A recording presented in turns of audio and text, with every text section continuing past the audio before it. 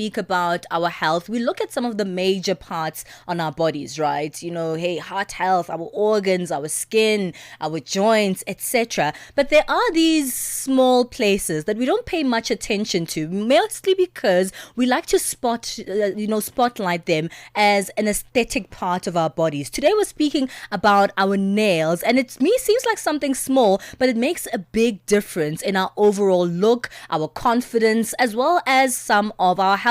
Healthy nails are not just about beauty and them looking pretty and the color of the season. They're also a reflection of our overall well-being. Did you know that actually the global nail care industry is valued over $10 billion, and it continues to grow as more people embrace nail art, gels, acrylics, and sometimes even natural nails that are healthy, beautiful, and strong. We're joined today in studio by Karen Farquhar, a seasoned somatologist who studied at the Pretoria Technikon back in the day and has dedicated her entire career to the beauty industry. Karen, thank you so much for joining us this morning. How are you? Good morning. Thank you so much for having me. I'm very well, thanks. And yourself? Oh, doing good That's as good. well. When we speak about our nails, especially as the ladies, we only look at it at a very superficial level. We think Yeah. about, these are the colors that are in for autumn and winter. Let's do burgundy this season. What about a cute, natural French looking nail? Or maybe some gold like I have to add some sparkle.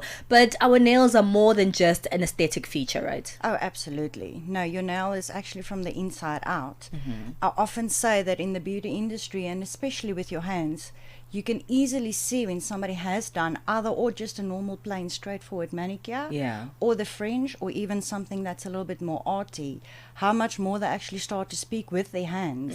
When they come into the salons, you don't even see their hands. They're almost like hiding it away. That is so And that true. hides away their personality, which is art.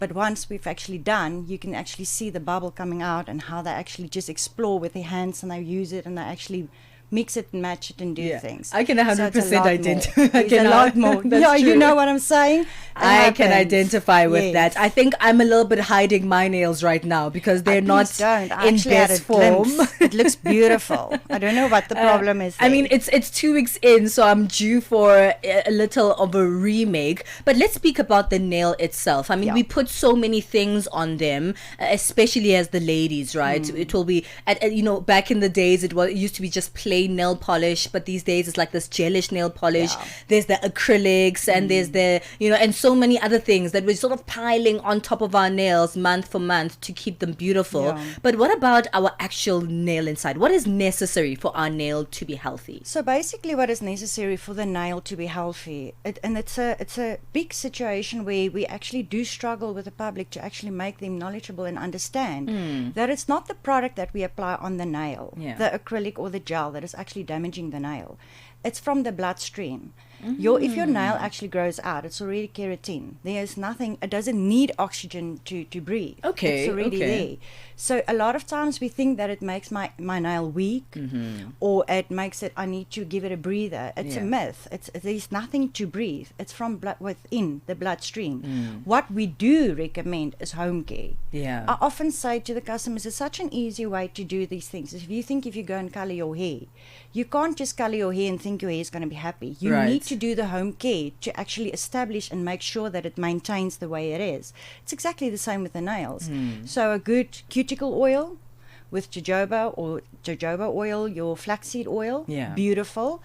Do not cut your cuticles. There is no reason at all Okay, to we're cut the gonna have to cuticles. speak about Yeah, that. no, please. We need to get that live. We Let's- need to get it out there. Let's break some of those myths, because Yeah. the only time most of us are actually doing or taking care of our nails is through our salon appointment to put those acrylics or that gel nail polish or even just a buff and shine just to Yes. make it pretty, right? Yeah. But in between, we actually just overlook what our nails are actually doing. And only when they're starting to not look that great, we're like, oh, I'm probably due for another appointment. Yeah. You are speaking about things like cuticle oil. How exactly does that help the nail? Because, some people are like, what is cuticle oil? What goes in it? And what is the importance of the cuticle itself? What is a cuticle?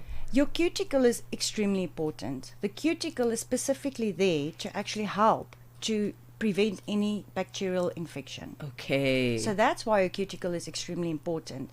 If you have a little bit of a loose end or hard part, absolutely, you're more than welcome to cut that off. Okay. But there's no reason to actually cut the whole cuticle off. And it's dangerous to cut the whole cuticle so off. what because could you're happen? building up- What could happen? Because I've seen a lot of people, even in some salons, they'll be cutting your cuticle off simply because it's aesthetically pleasing. It looks nice when the cuticle is not there and you're getting your nails done. And people will then go to, you know, a shop and buy all these little nail things and the cutting things and like, oh yeah, I'm going to cut my cuticle. What makes that so dangerous? It makes it dangerous because there's no barrier to protect. So you get your bacteria in there. Okay. The chances of getting bacteria is so much easier there. That's why it's important. So if you do want to do something like that at home and you do have a little bit of dry cuticles, rather go and get to a salon where they actually have like a cuticle remover. Okay. That's good. Use your cuticle remover because that will just remove the little bit dry ends on the nail itself. But don't ever actually go and cut it. There's no reason to cut it. It's there for a purpose. Okay, don't cut your cuticle. It's there for a reason. Yeah. This is such important details because it's so easy to say let's go DIY. These days there's these wholesale stores that sell absolutely everything. You go in there and you buy all the little bits that you've seen in your salon, the one that you go to, and you're like, yeah, I'm going to cut my cuticle and then I'll put the oil and I'll do this and I'll do that. What other ways can we take care of our nails? Of your nails at home itself, don't use it as tools. That is not a myth. That is the truth. Okay, big one. Don't because use it as tools. usually the person with the longer nails, they say, come, you You've open got this. it. Yeah, you can do it. Please don't do that. Basically, use your gloves if you want to, especially if you do tend to have more of a drier parts of your hands. If you are dry, use your gloves rather. Don't soak it the whole time in hot water. And if you do have to do something like that, take a little bit of oil. Just apply. Sometimes you can even apply it on your whole hand. Your hands and your nails do need moisture. And it will be absorbed by the nail and the cuticle area at the back where it actually is. So you've got your bed. Yes. That is not important. It's what's behind the bed. Okay. That is important. And that's where you have to apply that cuticle oil. Yeah. Some people, like myself, I must admit, have very brittle nails, you know, some peeling. And maybe that is also exacerbated by, you know, continuous acrylic use, filing of the nail bed. And sometimes it can actually get to a point where it feels quite sore. Are there any special ways to take care of more brittle, fragile nails? I would say rather start from within. Yeah. Take your supplements. Okay. Start to take supplements like flaxseed oil. Works like a bomb. It actually really, really works like a bomb. Try that, and then from within it will start to grow out.